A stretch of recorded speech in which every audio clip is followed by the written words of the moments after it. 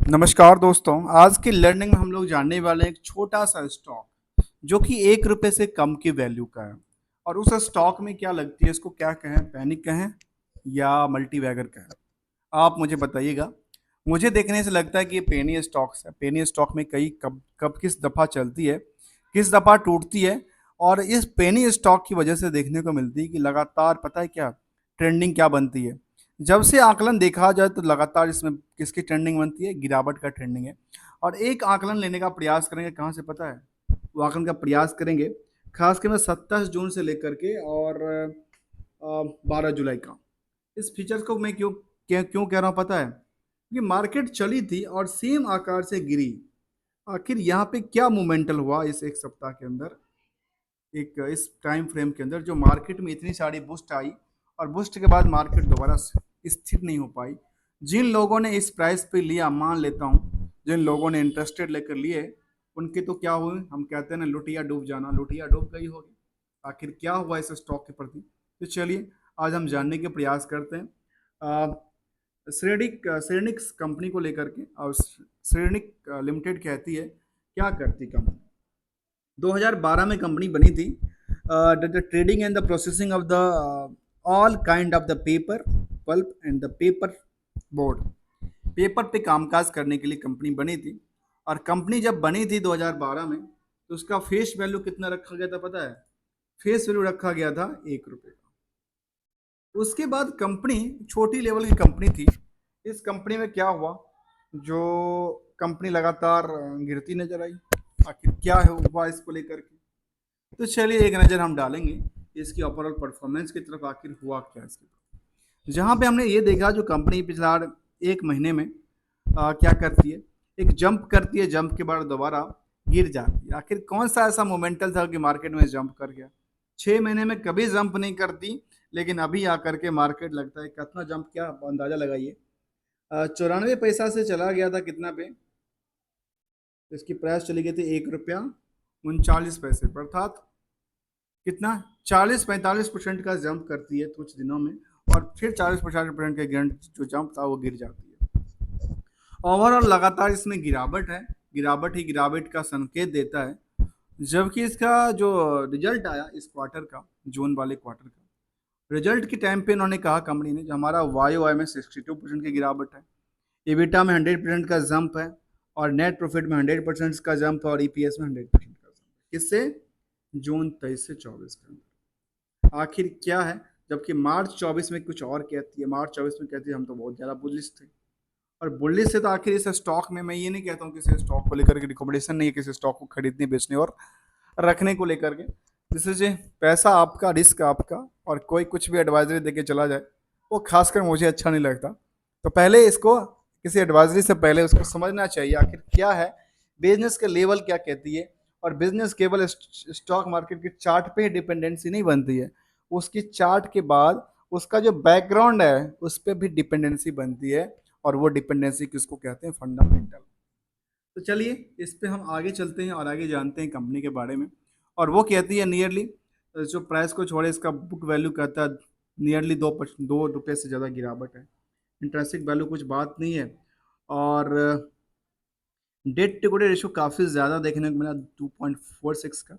EPS में 3 रुपये की निगेटिव साइड देखने को मिली। नंबर ऑफ शेयर कम नहीं है, नंबर ऑफ शेयर 61 करोड़ का है। और और क्या है, एक डिमेरिट की बात करूँ, डिमेरिट में क्या हुआ है, डिमेरिट में क्या है कंपनी को लेकर के, जहाँ पे कहती है प्रमोटर्स होल्डिंग जो है 30% की थी, उस 30% में 95% होल्डिंग, अर्थात 30% जो होल्डिंग है नियरली में कहूँ, तो उन प्रमोटर ने पैसा को क्या किया, कहीं लगा करके, कहीं लगाने के लिए कहीं से पैसा उठा लिया। सिंपल सी लॉजिक पर, सिंपल सी बात कहूँ तो आरव शो सब कुछ कहना चाहता नहीं है। 50 करोड़ का मार्केट कैप है, क्योंकि मार्केट में कुछ है ही नहीं। तो क्या इसका बिजनेस मॉडल चलता है, नहीं चलता है, पेपर चलता है या पेपर, पेपर बिजनेस पेपर पे ही चलता है, या कुछ और कहता है, इस पे चलते हैं। तो चलिए जानने की प्रयास करें। चलिए पीयर्स को कंपेयर करें। पीयर्स में कौन है, अदानी इंटरप्राइजेस। किसको कैसे कंपेयर किया जा सकता है दोस्तों, मुझे लगता है कि कुछ ऐसा क्या बताऊं इसके बारे में। किसी को किसी से कंपेयर कर देना, मतलब एक छोटी लेवल एक बड़ी लेवल को कहाँ से कहाँ, मुझे लगता है कि ठीक नहीं लगता, छोड़िए इसको, कुछ कहना बेकार है। आते हैं डेटा बेस। डेटा क्या कहते हैं इसको लेकर के, रिजल्ट पार्ट को। रिजल्ट पार्ट कहती है कंपनी का जो 9-10 करोड़ का था इसका टर्नओवर, वो टर्नओवर लगातार क्या हुआ, गिरता गया। और गिरते हुए क्रम में 2023 तक जो था अच्छी खासी थी। उसके बाद ये 5-6 करोड़ पे आ गया, 6 करोड़ के बाद 4 करोड़ पे मतलब क्वार्टर ऑफ क्वार्टर देखा जाए तो लगातार क्या है, गिरावट। ऑपरेटिंग प्रॉफिट मार्जिन 9-10% की गिरावट है देखने को मिला है, कहीं के अंदर 4,000% का गिरावट देखने को मिला। आखिर क्या था यहाँ पे, इनके कॉस्ट किस वजह से बढ़ते हैं। तो देखिए, इनके कॉस्ट के लिए बात करते हैं कि हमारा मटेरियल कॉस्ट। अब पेपर को क्या हुआ, पेपर सड़ गया, पेपर फट गया, ऐसी बात तो नहीं है। फट फटना वाला बात तो है नहीं, जल गया, तो ये सब के लिए इंश्योरेंस होता है ना। फिर इंश्योरेंस कवर हुआ नहीं हुआ, यदि ऐसी बात है तो मैं वैसे एक बात कहता हूँ, यदि मटेरियल कॉस्ट ही इतना ज़्यादा है तो जहाँ पे आपने सेल्स ही नहीं किया, मटेरियल कॉस्ट ला दिए, मटेरियल कॉस्ट आपका इन्वेंटरी में पड़ा होना चाहिए था। या फिर ऐसा तो मटेरियल कॉस्ट उन्हें बना कर दिया और बेचा आपने रद्दी के रेटों में, ऐसा भी हो सकता है। जहाँ पे ओवरऑल क्या देखने को मिला, जो क्वार्टर ऑफ क्वार्टर लगातार एक नुकसान था, और इस नुकसान को यहाँ पे भरपाई किया। इसके हिसाब से पता चला क्या, अच्छा पिछले बार तो बड़ा नुकसान में था, अब कंपनी भरपाई करती नजर आती है, अब यहाँ से पोटेंशियल बनती नजर आती है, ऐसा कई बार दिमाग में आता है। इसीलिए हम यहाँ पे कंप्लीट जान स्टडी लेने वाले हैं, क्योंकि इसका यदि माइंड में ये चीज़ आती है तो इस माइंड का क्या कहना है, क्या माइंड रिएक्ट कर सकती है, क्या क्या माइंड सोच सकती है इस स्टॉक को लेकर के, तो ये निकल के आती है इसकी। अब आते हैं इसी को ईयरली डेटा मानते हैं। ईयरली डेटा में कहते हैं कंपनी जो कि हमारे जो सेल्स रहा वो सेल्स कितना था, सेल्स इसके बाद अच्छा खासा सेल्स था, 800 करोड़ तक का सेल्स था, वो क्या हुआ, धड़ाम से गिर गया। और धड़ाम से गिरते गिरते कहाँ पे, 64 करोड़, 49 करोड़, 34 करोड़ और 29 करोड़ पे आकर अटक गया। और ऑपरेटिंग प्रॉफिट मार्जिन लगातार बिल्डअप हो गया। और ओवरऑल क्या देखने को मिला, 236 करोड़ का नुकसान देखने को मिला। कंपनी सस्टेन कर सकती थी, लेकिन यहाँ पे क्या हुआ, एक लंबी गिरावट। अब क्या हुआ, गिरावट के कारण कारण कुछ है, इस प्रॉफिट को गिरावट के कारण कुछ ऐसा है तो डेट्स डेट्स उन्होंने ज़्यादा ले लिया, ऐसा तो नहीं है। तो चलिए हम डेट्स को वेरीफाई करें, डेट्स क्या कहते हैं इसके बारे में। तो देखा गया तो डेट्स भी ज़्यादा नहीं देखा, यहाँ पे डेट्स भी ज़्यादा नहीं है, लाइबिलिटीज भी ज़्यादा नहीं था, वो भी सेटअप करती नहीं रही, तो फिर आखिर हुआ क्या इसको लेकर। यहाँ पे एक अदर एक्सेप्शनल आइटम इनके पास क्या हुआ, रिजर्व में नुकसान में देखने को मिला, बोरेंस में कुछ ऐसा ज़्यादा देखने को मिला नहीं। और क्या कहते हैं इसके बारे में, जहाँ पे कंपनी कैलकुलेशन वगैरह में तो कंपनी नहीं है, क्योंकि सबको सब क्या होता है, सबके सब सेटअप करते नजर आते, कुछ है ही नहीं कंपनी को लेकर के। जहाँ पे अदर एसेट्स जो था वो सब सेटअप कर गया, और वो कहाँ गया, अदर एसेट्स को लगता है कि रिजर्व सरप्लस है, इसको अदर एसेट्स को ट्रांसफर कर दिया, ऐसे देखने को मिलती है। और ओवरऑल 3 करोड़ का बचता है क्या एसेट्स, उसमें रिसीवेबल देखना है तो कहती है 31 लाख का।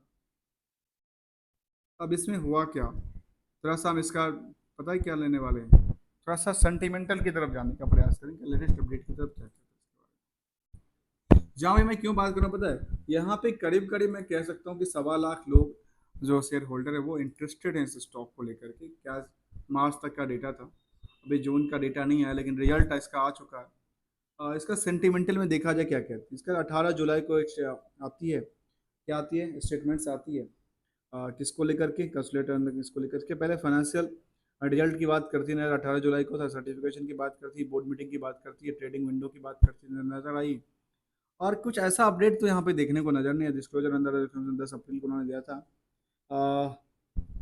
Bimmers has the submitted the exchange copy of the disclosure on the acquisitions of the share take over rules. अब एक एक आया था, ठीक है, एक उसके लिए आया था एक्विजिशन टेक ओवर को लेकर के। और वो क्या कहती थी, वो अपडेट आया था कब पता है, 2-4 अप्रैल में आया था। और अप्रैल में कंपनी ने क्या कहा था, कंपनी ने कहा था जो जो we have not made any intimation directly to the, और ये पेज भी पूरा का पूरा नहीं कर रखा, कहती है हमारे पास जो प्रमोटर्स हैं, ये सब प्रमोटर्स हैं, प्रमोटर्स ग्रुप में आते हैं, बस यही इन्फॉर्मेशन दिया, और क्या दिया ना, ऐसा कुछ दिया, ऐसा कुछ डिस्क्रिप्शन तो है नहीं, देखने को मिला नहीं। इसके बाद कुछ और कहती है कंपनी, अपडेट की बात करती है फरवरी 24 में, कहती है intimation under the regulation of the directors under committee of the committees की बात करती है, 4 जुलाई 23 को अपडेट देती है। इसके पहले देखने को मिला कि कहती है जो टेक ओवर एंड रेगुलेशन की बात करती है, exchange of the position of share holder की बात करती है 2023 में। इसमें ऐसा कुछ डेट निकल के नहीं आया कि उसका हो क्या रहा है। फिर इसमें 23 में अपडेट आया था पोजीशन ऑफ शेयर को लेकर के, कुछ क्या था इस पोजीशन ऑफ शेयर को लेकर के, बार बार देखा जाए क्या था। तो प्रमोटर ग्रुप के बारे में कहती है और कुछ कहती नहीं है, सिलेंट बैठी है। तो चलिए अगला पड़ाव पे चलते हैं, जहाँ पे हमने क्या देखा कंपनी को लेकर के, लगातार इसका क्या बनती नजर आती है। ये जो डेटा है ना, अब ये कहाँ से पता चलेगा, इसकी पता चलेगा रिकन्सिलेशन से। रिकन्सिलेशन किसका, share holding pattern. Share holding pattern का रिटर्न क्या कहना चाहता है, उसी से पता चलेगा क्या यहाँ पे एक्सपेक्टेशन है। इन्वेस्टर के पार्ट को चलते हैं, चलिए आते हैं इन्वेस्टर माइंड पार्ट को लेकर। और यहाँ पे देखा गया कि मार्च तक यहाँ पे जो पोजीशन था उन्होंने बिल्डअप, जो खास के 24 में मार्च में उन्हें पोजीशन कम कर दिया, किसने, प्रमोटर ने।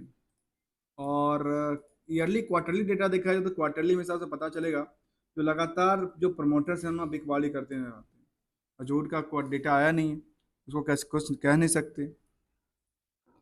डीआई की तादाद कुछ है नहीं, जो कि है पब्लिक में, और पब्लिक में कुछ है नवनीत एजुकेशन लिमिटेड, और कुछ केवल 2 कंपनी का नाम निकल के आता है जिनके पास 1-1% की होल्डिंग है।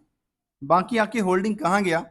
यदि यहाँ पे मुझे ऐसा लगता है कि इन्होंने प्रमोटर ने यहाँ पे बिकवाली किया होगा, जिसकी वजह से यहाँ पे मार्केट में उनको प्राइस जंप कराना, और जंप करा करके उसी लेवल पे आकर के खड़ा कर देना एक स्वभाव होता है मार्केट का। तो ये हो सकता है, मैं ऐसा 100% इज नॉट नॉट करेक्ट, लेकिन ऐसा देखने को मिल सकती है चीज़ों को लेकर के।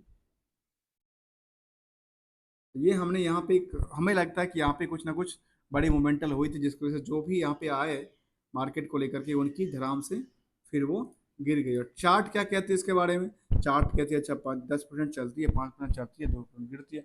एक दिन चलती है एक दिन गिरती है, मतलब एक ही प्राइस के आसपास। देखिए ये स्टॉक की चर्चा करें, एक ही प्राइस के आसपास क्या किया, लगातार रहती है, लगातार ही लगातार कहाँ रहती है, एक ही प्राइस के आसपास रहती है, कोई बड़ा मोमेंटल नहीं देखने को मिलता है स्टॉक को लेकर। यही इसका सपोर्टिंग जोन है, यही इसका रेजिस्टेंस है। और फिलहाल यहाँ से भी ढुलकता निकल के आता नजर आता है। तो मैं उसको समझने का प्रयास किया एक छोटा सा पार्ट्स को लेकर के दोस्तों। बी अवेयर फॉर द, खास के पेनी स्टॉक को लेकर के, यदि कोई इन्वेस्टर्स हैं या इस तरह की चीज़ें करते हैं। कहती है stand on net loss in the 15 crore का नुकसान देखने को मिला। लगातार कंपनी में क्या है, नुकसान का ही सौदा देखने को बनती नजर आती है। और किसके पे लगातार इसका चार्ट गिरता नजर आता है, साथ में इसका सब कुछ गिरता नजर आता है। तो दोस्तों thank you so much for joining hair.